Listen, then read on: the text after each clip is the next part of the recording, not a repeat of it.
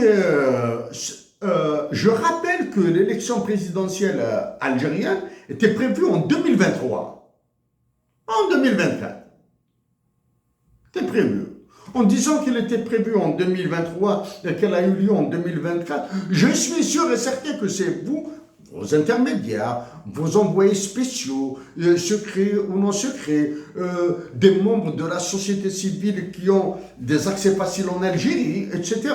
Vos relais dans les organisations internationales comme l'UFMI et la Banque mondiale, au sein de l'Union européenne, que vous utilisez comme bulldozer, comme blindé plutôt, tiens, comme char pour bombarder Alger. C'est vous qui avez décalé l'année de l'élection, ok? Parce que, sachant que vous contrôlez tout le monde, hein, vous avez vos généraux dans l'armée algérienne, dans l'état-major de l'armée algérienne, vous avez votre agent à la présidence, à la conciergerie qui est la présidence de la République, donc vous avez ordonné, je dis bien vous avez ordonné, à vos agents à Alger de décaler l'élection présidentielle à 2024 ou voire même à annuler, c'est-à-dire pérenniser ce régime. Après cette élection du 7 septembre 2024 en Algérie,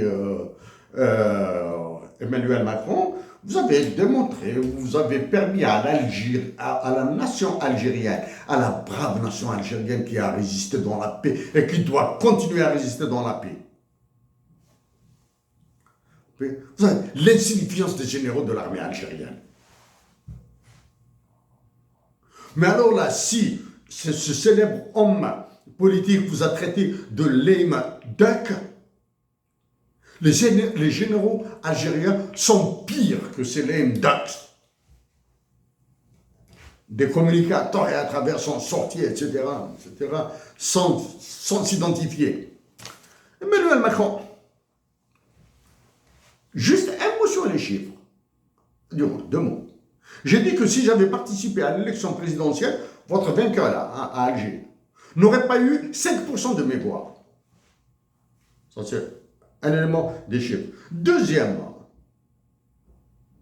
vos agents à Alger, là, vos généraux à Alger, là,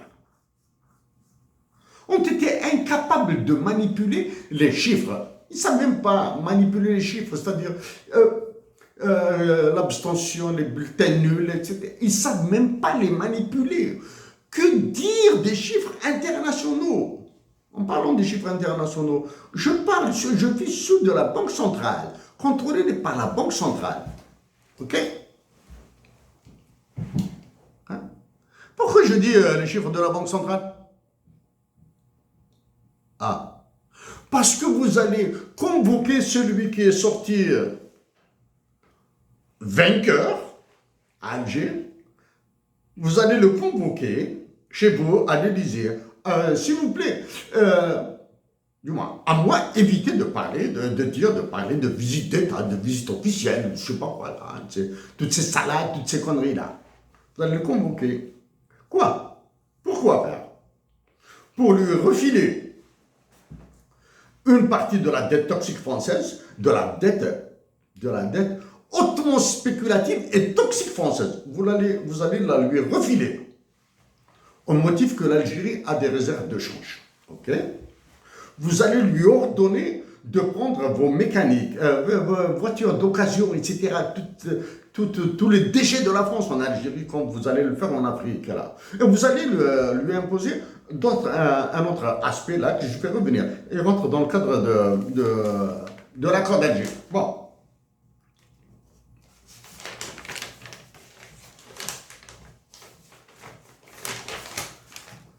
Votre votre caniche d'Alger là,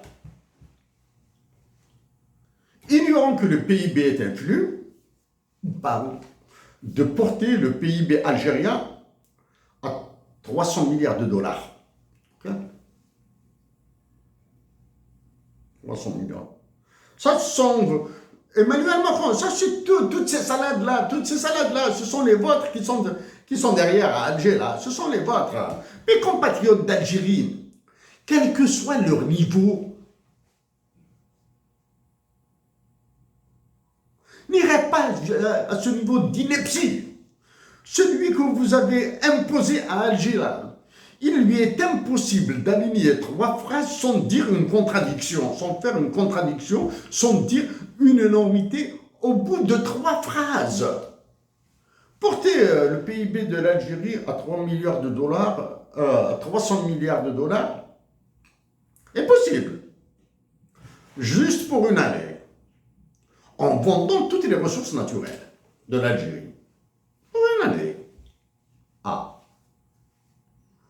Ensuite, comme on dit en kabyle, nous allons manger de notre sel, la sel des ânes là. Hein.